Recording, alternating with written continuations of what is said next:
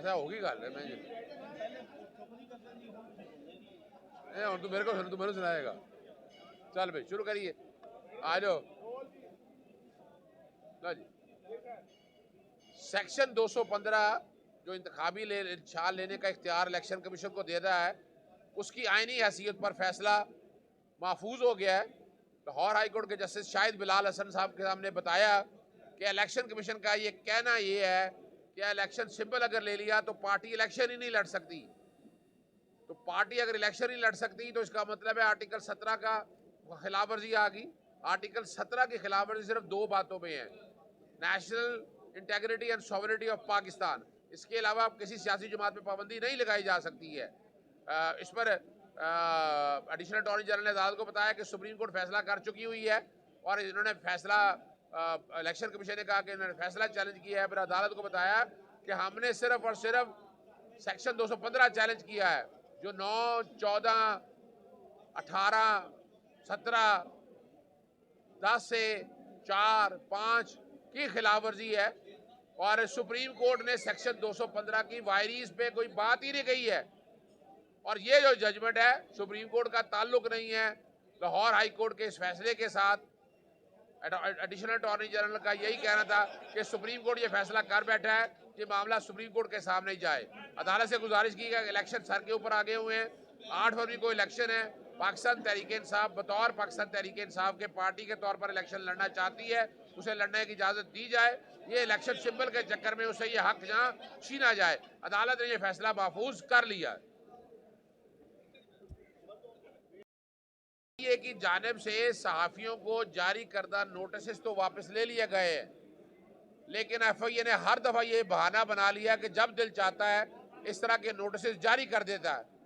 इस तरह के नोटिस जारी करने का FIA को कोई इख्तियार नहीं है, उसका दायरा इख्तियार ऑलरेडी चैलेंज कर रहे हैं और रोकना होगा। अभी ये नहीं देखा कि इसके अंदर समी इब्राहिम, अरशद शरीफ, इमरान रियाज, जमील फारूकी, खालिद जमील, जिनके खिलाफ मुकदमे दर्ज हुए, बाकायदा उन मुकदमों को सामने रखकर कोई फैसला नहीं किया गया, उनके खिलाफ क्या एक्शन लिया। और इसी तरह हमारे यहाँ दोस्त शाकिर अवान साहब हैं और बाकी दोस्त अहबाब जिनको ये गैर कानूनी तौर पर नोटिस जारी किए हैं, इस नोटिस जारी करने पर FIA को माफ़ी भी मांगनी चाहिए।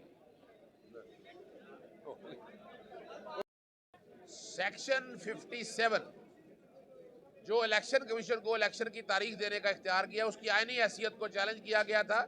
जस्टिस शाहिद बिलाल हसन के पास ही इस केस की समाअत थी। अदालत को बताया गया कि इलेक्शन देने की तारीख का फैसला जो है वो आईनी तौर पर सदर करते हैं कौमी असम्बली का और सूबों की तारीख का गवर्नर करते हैं। इलेक्शन कमीशन को इलेक्शन की तारीख देने का कोई इख्तियार नहीं है, ये आइन से मुतसादम है। एडिशनल अटॉर्नी जनरल ने बताया कि इलेक्शन की तारीख आ चुकी हुई है, इस केस को इलेक्शन के बाद रख लिया जाए। और अगर मैंने कहा कि इस पर नोटिस बनता है, वफाकी हुकूमत को भी, सूबाई हुकूमत को भी, और 27A का भी नोटिस भी बनता है। अदालत ने नोटिस भी जारी कर दी है। 27A के लिए अटॉर्नी जनरल और एडवोकेट जनरल को मुआवनत के लिए भी तलब कर दिया है और इस सेक्शन की आईनी हैसियत पर समाअत इलेक्शन 8 फरवरी के बाद होगी। चौथा FIA नहीं करना, नहीं करना नहीं, तीजा पहला।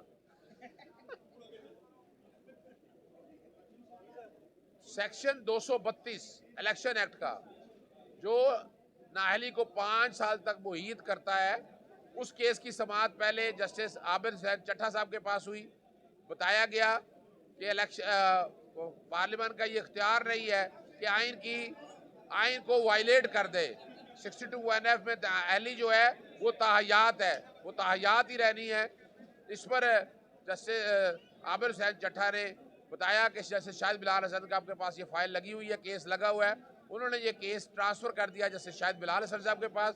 फिर केस की समाअत उनके सामने हुई, उसमें जवाब देने का कहा गया है और कहा गया है कि इस फैसले का इंतज़ार किया जाए। मैंने बताया कि इस फैसले के इंतज़ार की ज़रूरत नहीं है, अदालत इस पर आइनी तशरीह अपनी कर सकती है, उस केस की भी समाअत मुलतवी होगी।